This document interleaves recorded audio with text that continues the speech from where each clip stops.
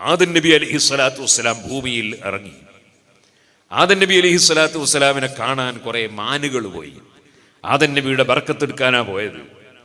ആ മാനുകൾ ചെന്നപ്പോ ആദം നബി അലൈഹിസ്സലാത്തു വസ്സലാം ആ മാനുകളുടെ ഒക്കെ മുതുകിലൊന്ന് തടകിയിട്ട്, നമ്മൾ സാധാരണ പറയല്ലോ പൊരുത്തം കൊടുക്കുക എന്ന് പറയലുണ്ടല്ലോ, ബർക്കത്തിന് വേണ്ടി തടകി കൊടുത്തു. ആ മാനുകൾക്ക് അല്ലാഹു സുബ്ഹാനഹു വ തആല വലിയ വില പിടിച്ച കസ്തൂരി എന്ന് പറയുന്ന വസ്തു അതിന്റെ ശരീരത്തിൽ അല്ലാഹു സുബ്ഹാനഹു വ തആല കൊടുത്തു. കസ്തൂരി, സുബ്ഹാനല്ലാഹ്, ഈ അടുത്ത് കോടിക്കണക്കിന് റുപ്യയുടെ കസ്തൂരി പിടിച്ചതായി പത്രത്തിൽ വായിച്ചു. എല്ലാ പിടുത്തവും കേൾക്കുമ്പോൾ പലപ്പോഴും പേര് കാണുമ്പോൾ വല്ലാത്ത സങ്കടം തോന്നല.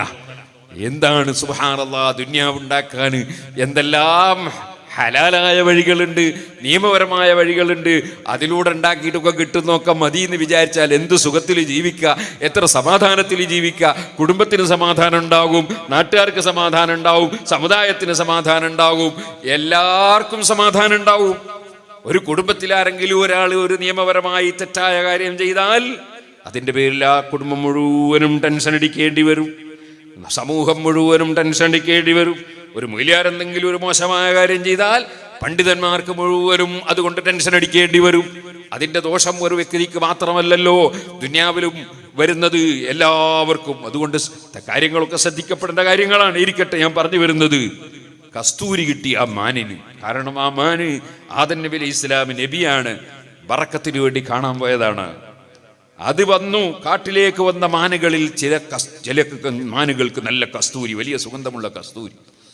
അപ്പോൾ മറ്റുള്ള മാനുകളും തീരുമാനിച്ച് നമ്മക്കും പോകണം ആദം നബിനെ കാണാൻ.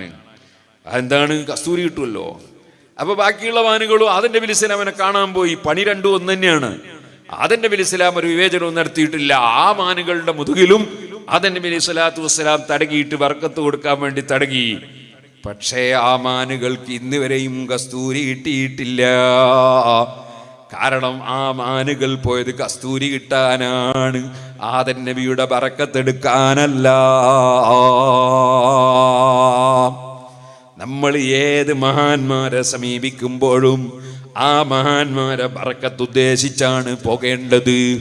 ഔലിയാക്കളെ മക്ബറകളിലേക്ക് പോകുമ്പോ, അമ്പിയാക്കളുടെ മക്ബറകളിലേക്ക് പോകുമ്പോ, പള്ളിയിലേക്ക് പോകുമ്പോ, അതുപോലെ സാലിഹീങ്ങളെ സന്ദർശിക്കുമ്പോ അവിടെയെല്ലാം ബറക്കത്ത് ഉദ്ദേശിച്ചാണ് പോകേണ്ടത്. ഒരു ഫോട്ടോ എടുക്കണം എന്നുദ്ദേശിച്ചുകൊണ്ടല്ല, ആ ഫോട്ടോ എനിക്ക് വാട്സപ്പിൽ ഇടണമെന്നുദ്ദേശിച്ചുകൊണ്ടല്ല. ഇപ്പോഴത്തെ കാലം എന്ന് പറയുന്നത് കഅബ ശരീഫ് തവാഫ് ചെയ്യുന്ന സമയത്ത് പോലും മനസ്സിൻ്റെ ഉള്ളിൽ ഈ കഅബയുടെ ബറക്കത്ത് കൊണ്ട് ഞാനൊന്ന് രക്ഷപ്പെടണമെന്ന ചിന്തക്ക് പകരം എൻ്റെ ഫോട്ടോ ശരിക്ക് പതിയുന്നുണ്ടോ, എൻ്റെ തവാഫും മറ്റുമൊക്കെ ഫോട്ടോവിൽ ശരിക്ക് കിട്ടുന്നുണ്ടോ, ഇതെനിക്ക് അയച്ചു കൊടുക്കണമല്ലോ എന്ന ചിന്തയാണ് പലരുടെയും മനസ്സിലേക്ക് കടന്നു വരുന്നത്. വല്ലാത്ത സങ്കടം തന്നെ. ത്തിലേക്കാണല്ലോ അല്ലാഹുവിൻ്റെ നോട്ടം. എവിടെയും അല്ലാഹുവിൻ്റെ നോട്ടം മനുഷ്യൻ്റെ മനസ്സിലേക്കാണ്. ഇന്നമൽ അഅ്മാലു ബിന്നിയ്യാത്ത്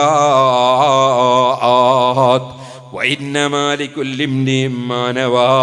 ഓരോരുത്തർക്കും അവരവരെ നിയ്യത്തനുസരിച്ചാണ് ഏത് കാര്യത്തിലും അല്ലാഹു തആല അതിന് ഫലം നൽകുന്നത്, അവൻ ഖബൂൽ ചെയ്യുന്നത്, ആ കാര്യം ശരിയാകുന്നത്, സാധുവാകുന്നത് നിയ്യത്തനുസരിച്ചാണ്. ഈ ഹദീസാണല്ലോ സഹീഹുൽ ബുഖാരിയിലെ ഒന്നാമത്തെ ഹദീസ്. സുഹൃത്തുക്കളെ, കാരണം അത് ഏറ്റവും ശ്രദ്ധിക്കേണ്ട വിഷയമാണ്. നിയ്യത്ത് നന്നാകണം. വഅലിന്റെ സദസ്സിൽ വരുന്നവർ, വഅല് പറയുന്നവർ, വഅല് സംഘടിപ്പിക്കുന്നവർ, സ്ഥാപനമുണ്ടാക്കുന്നവർ, സ്ഥാപനം നിർമ്മിക്കുന്നവർ, സ്ഥാപനം നടത്തുന്നവർ, സ്ഥാപനങ്ങളിൽ സേവനം ചെയ്യുന്നവർ, അങ്ങനെ തുടങ്ങിയിട്ട് എവിടെയും അല്ലാഹുവിൻ്റെ നോട്ടം ഖൽബിലേക്കാടുന്ന ബോധത്തോടുകൂടെ ജീവിക്കണം. എവിടെയും അതാ വഴിതെറ്റിക്കൂടാ. മാർഗവും നന്നാകണം, ലക്ഷ്യവും നന്നാകണം. നിങ്ങൾ